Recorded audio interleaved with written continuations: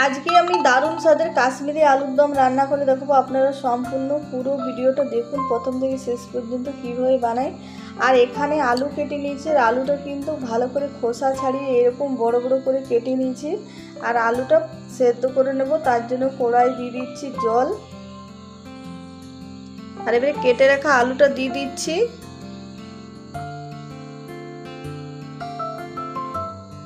আর আলুটা কিন্তু খুব বেশি সেদ্ধ করবে না, হালকা সেদ্ধ করব। আর এবারে আলুর মধ্যে দিয়ে দিলাম নুন, পরিমাণ মতো দিয়ে দেবো হলুদ গুঁড়ো। আর এবারে ভালো করে মিশিয়ে এবারে ঢাকা দিয়ে দেবো। কিছুক্ষণ পর ঢাকাটা খুলে নিচ্ছি।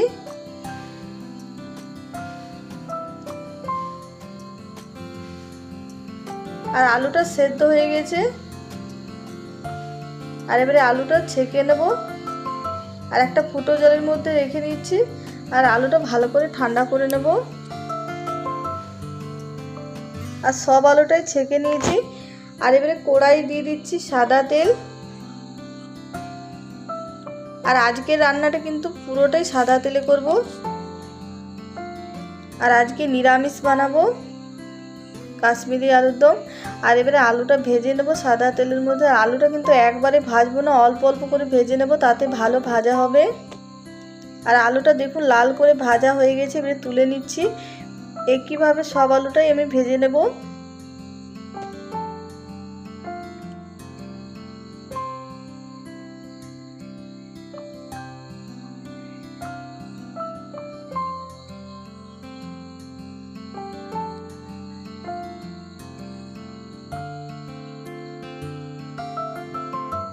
আর একে একে সব আলুটা আমি ভেজে নিয়েছি।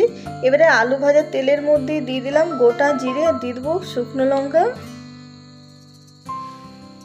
আর এবারে দিয়ে দিচ্ছি আদা কাঁচা লঙ্কা বাটা, দিয়ে দিচ্ছি টমেটো বাটা,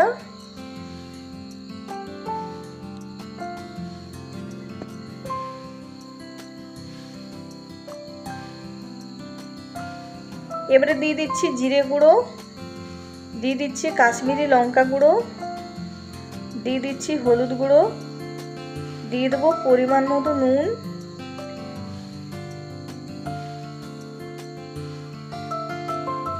আর মশলাটা এবারে বেশ কিছুক্ষণ কষিয়ে নেব।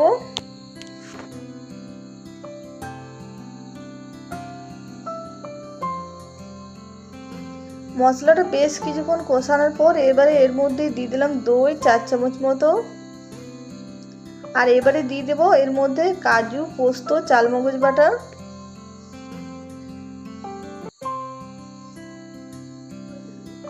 আর এবারে ভালো করে মিশিয়ে নেব 1-2 মিনিট মতো।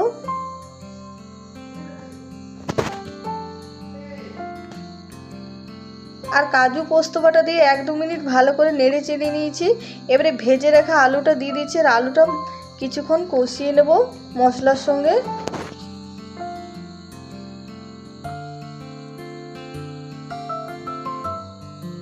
আর বেশ কিছুক্ষণ কষানো হয়ে গেছে। এবারে এর মধ্যে দিয়ে দিচ্ছি জল, জল দিয়ে ভালো করে মিশিয়ে নেব।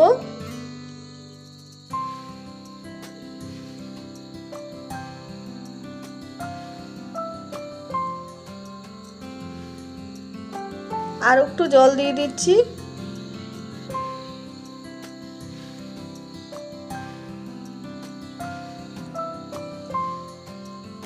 এবারে ঢাকা দিয়ে দেবো 10 মিনিট মতো। 10 মিনিট পর ঢাকাটা খুলে নিচ্ছি।